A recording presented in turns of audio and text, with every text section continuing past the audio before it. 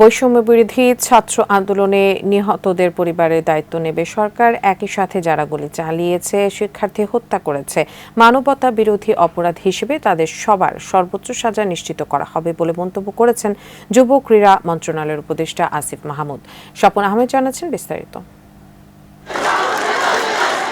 ছাত্র আন্দোলন চলাকালে রাজধানীর সায়েন্স ল্যাব এলাকায় মাথায় গুলিবিদ্ধ হন শিক্ষার্থী মোহাম্মদ রিয়াজ। একই দিনে টাঙ্গাইলের মির্জাপুরে গুলিবিদ্ধ হন আরেক শিক্ষার্থী মোহাম্মদ ইমন। তারপর থেকে দুজনেই ঢাকা মেডিকেল কলেজ হাসপাতালের আইসিইউতে ছিলেন। সবশেষ চিকিৎসাধীন অবস্থায় শনিবার বিকেলে মৃত্যু হয় রিয়াজের। পরদিন সকালে মৃত্যু হয় শিক্ষার্থী ইমনের। রোববার দুপুরে কেন্দ্রীয় শহীদ মিনার প্রাঙ্গণে দুই শিক্ষার্থীর জানাজায় অংশ নেন যুব ও ক্রীড়া মন্ত্রণালয়ের উপদেষ্টা আসিফ মাহমুদ, বৈষম্য বিরোধী ছাত্র আন্দোলনের অন্যতম সমন্বয়ক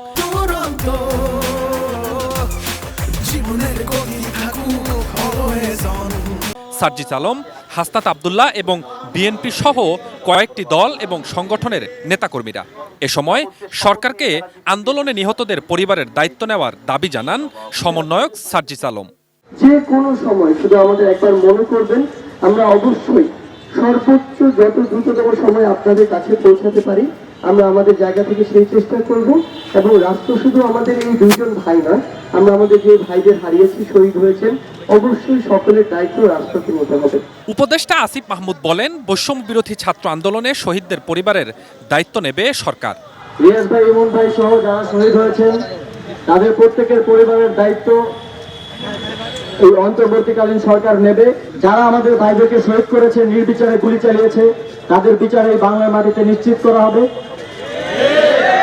মানবতা বিরোধী অপরাধে তাদেরকে সর্বোচ্চ শাস্তির আওতায় নিয়ে আসা হবে। নিহত শিক্ষার্থী মোহাম্মদ রিয়াজের গ্রামের বাড়ি বরিশালের হিজলা উপজেলার লক্ষ্মীপুর গ্রামে, আর ইমনের গ্রামের বাড়ি টাঙ্গাইলের মির্জাপুরে।